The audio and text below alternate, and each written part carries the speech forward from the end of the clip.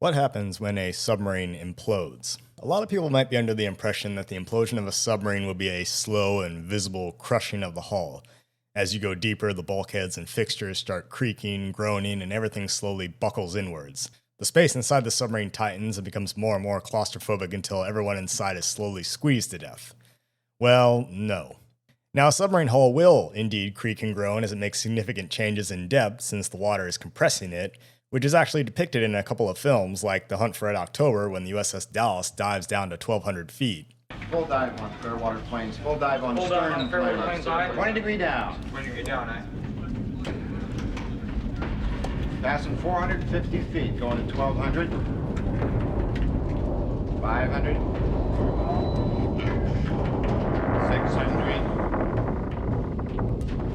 600. 700.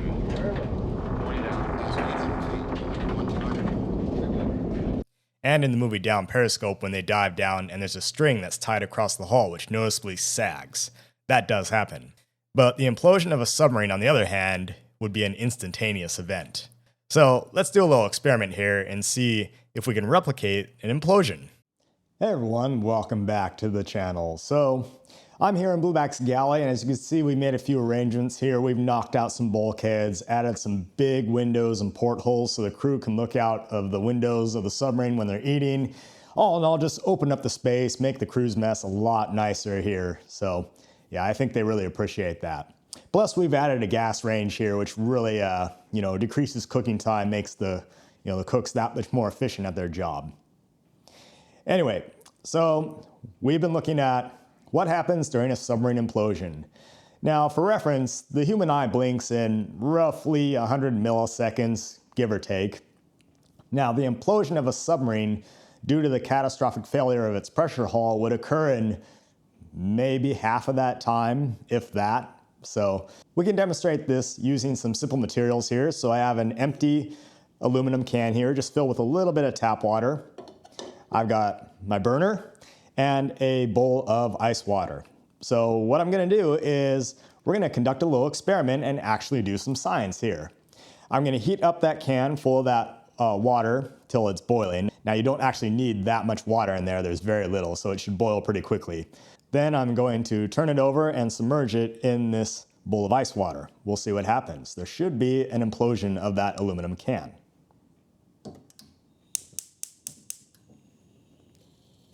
Okay, it's good and boiling, so it should work now. Let's see what happens.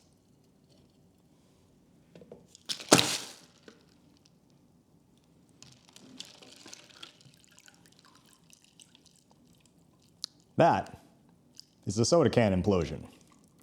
And that is pretty much what would happen to a submarine if it dove down beyond its crush depth to the point where the pressure hull collapses. As you can see, it's pretty much completely flattened. So essentially, we went from a can the size of this to something like that, all within a fraction of a second. As was seen, the implosion was not a gradual process. Here's what happened. As the water in the can was heated, it vaporized into gas, creating more kinetic energy inside the can. Since the can was open at the top, the pressure was able to equalize with the atmosphere, and the can obviously did not bulge outward or turn into a bomb. When the can was turned over and the top was submerged in ice water, the can was now sealed. The cold ice water caused some of the water vapor inside to condense back into liquid, meaning that there was less gas molecules inside the can. This decrease in kinetic energy also lowered the pressure inside the can, and now the atmospheric pressure on the outside was far greater, crushing the can. Now you might be wondering, well, how is this the same as a submarine implosion, since this soda can experiment involves one atmosphere of pressure and the other involves many atmospheres of water pressure. You also don't heat the air inside a submarine up to boiling temperature on the stove. Well, yes, that's true. But both air and water are fluids and operate on the same principles. The differences are in things like density, viscosity, compressibility, etc.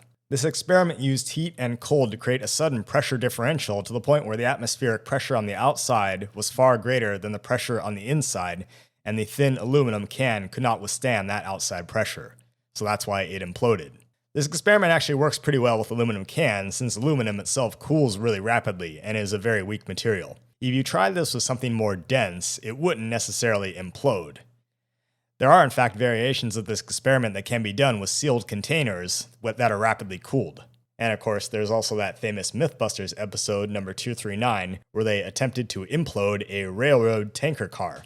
That being said, the myth was busted, and they were only able to implode the car after dropping a 3,200-pound concrete block on it, creating a large dent in the thing and damaging the structural integrity of the tanker. Now, those things are actually designed to withstand a lot of pressure. The same thing with a well-designed submarine. Now, described much more graphically to me by a former submariner, what happens during a submarine implosion is, in about 50 milliseconds, probably less, the pressure hull gives way to the water pressure, and everything inside gets crushed into a solid mass. Simultaneously, the collapsing pressure hull compresses all of the air and other flammable liquids and fuels inside, creating the diesel effect where everything ignites in a flash. Now, this may not burn everything to a crisp, but the temperature is about to get a lot warmer inside, and all the human-flavored goo inside of what were once people will now be heated up. Then, following that, the water rushing in contributes to this crush and also has the added bonus effect of putting the fire out. Now, if it's any consolation or comfort to you, you would not know what hit you during a submarine implosion. You'd be alive one instant, and then all of a sudden you'd be standing at the entrance of the afterlife of your choice and wondering how you got there. So that's essentially what would happen during a submarine implosion. There's more material in the blog post I've linked in the description below, so if you're interested in more of the features of blueback and things like that, then go ahead and click on that link and you can read about it there. So that is a little demonstration of what happens during a submarine implosion using soda cans.